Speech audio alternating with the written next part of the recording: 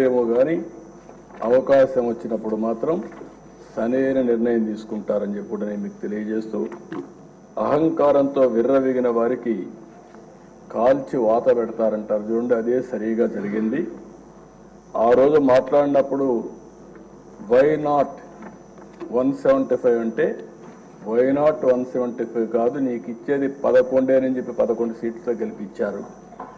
ఇంకొక పక్క ఇదే సీట్లో నేను చూశాను, మీ ప్రతిపక్ష స్థానాన్ని తీసేస్తామని చెప్పి హోదా తీసేస్తామని మాట్లాడారు. ఇప్పుడు ప్రజలు ప్రతిపక్ష హోదా కూడా ఇవ్వని పరిస్థితికి వచ్చారు. ఇంకొక పక్కన మనం గుర్తుపెట్టుకోవాల్సింది, ఇవన్నీ కూడా అహంకారం. అలాంటి అహంకారంతో ముందుకు పోతే ఇదే అవుతుంది.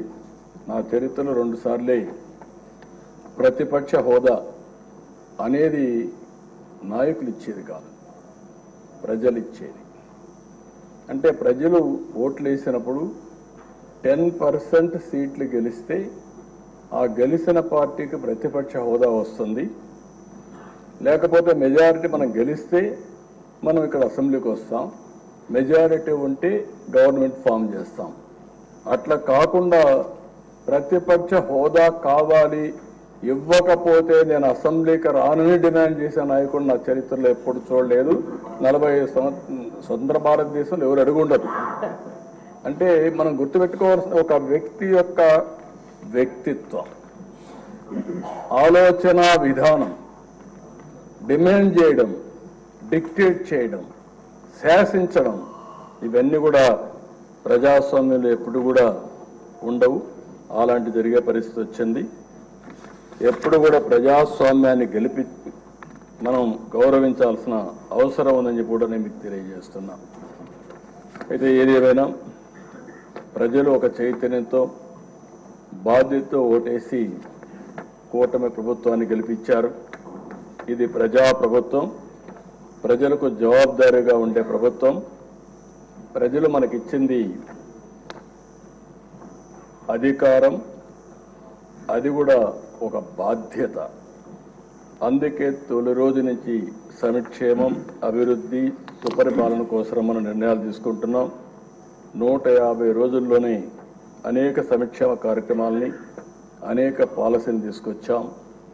ఈరోజు రాష్ట్రంలో ఫ్రీగా నేను అనుకుంటున్నాను, 5 సంవత్సరాల్లో ఇంత స్వేచ్ఛగా అసెంబ్లీ జరిగింది 1924 ఒక్కరోజు కూడా లేదు.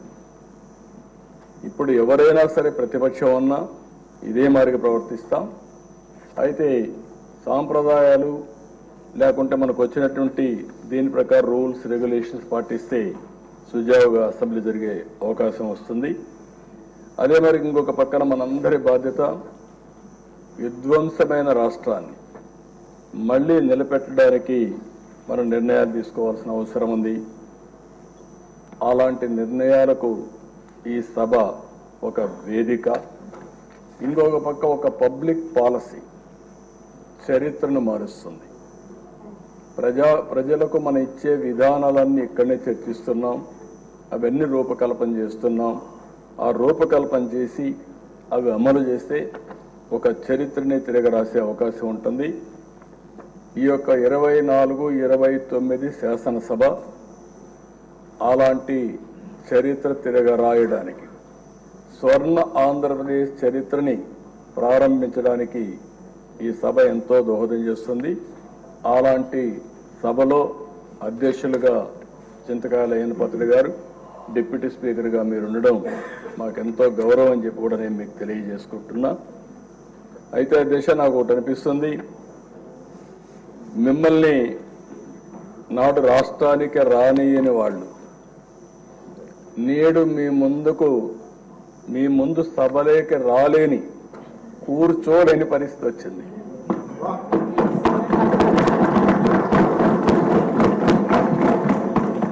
మిమ్మల్ని నాడు రాష్ట్రానికి రానియని వాళ్ళు నేడు మీ ముందు సభలోకి రాలేని, కూర్చోలేని పరిస్థితి వచ్చింది. ఇది దేవుడు రాసిన స్క్రిప్టే. That is the beauty of democracy, that is the miracle. ఆ రోజు ఒక్క క్షణం భగవంతుడు చిన్న చూపు చూసుంటే త్రిపుల్ ఆర్ని ఇక్కడ చూసేవాళ్ళం కాదు. కానీ భగవంతుడు డెస్టినీ గట్టిగా ఉన్నప్పుడు ఏది జరగదు. కానీ అదే సమయంలో ధైర్యంగా నిలబడ్డాడు కాబట్టి, ధైర్యంతో ముందుకు పోయాడు కాబట్టి మళ్ళీ ఇక్కడ రాగలిగాడు. ఏ మాత్రం కొద్దిగా కూడా భయపడుంటే భయమే రఘురామకృష్ణరాజు గారు చంపేసేది. ఆ ధైర్యానికి, ధైర్య సాహసాలకు మారు పేరైనటువంటి రఘురామకృష్ణరాజు గారిని మనస్ఫూర్తిగా అభినందిస్తూ, అలాంటి వాళ్ళు మనందరికి కూడా, మీ అందరికి కూడా చాలా మంది యంగ్స్టర్స్కి ఆదర్శం కావాల్సిన అవసరం ఉంది. అది కూడా మీరందరూ గుర్తుపెట్టుకోవాల్సిన కోరుతూ, డిప్యూటీ స్పీకర్ గారు, మీరు ఆ పదవికి వన్నె తెస్తారని, మన శాసనసభను ఒక సమున్నతమైన సభగా నిర్వహిస్తారని మనస్ఫూర్తిగా ఆశిస్తూ, మనస్ఫూర్తిగా మీకు అభినందన తెలియజేసుకుంటూ, మీ సాహసాన్ని గురించి, ధైర్యాల గురించి రాజీ పడాల్సిన అవసరం లేదు. అదే సమయంలో మళ్ళీ వస్తున్న ఆ కుర్చీ ఔన్నత్యాన్ని పెంచే విధంగా, సభని ముందుకు తీసేపోయే విధంగా మీరు అన్ని విధాలుగా ప్రవర్తించాల్సిందిగా, ప్రయత్నం చేయాల్సిందిగా కోరుకుంటూ, భగవంతుడు ఆ శక్తిని మీకు ఇవ్వాలని మనస్ఫూర్తిగా ఆకాంక్షిస్తూ, మీ ద్వారా భవిష్యత్తులో కూడా ఈ రాష్ట్రానికి అనేక మంచి కార్యక్రమాలు జరగాలని మనస్ఫూర్తిగా ఆకాంక్షిస్తూ మీ దగ్గర సెలవు తీసుకుంటాను. Thank you.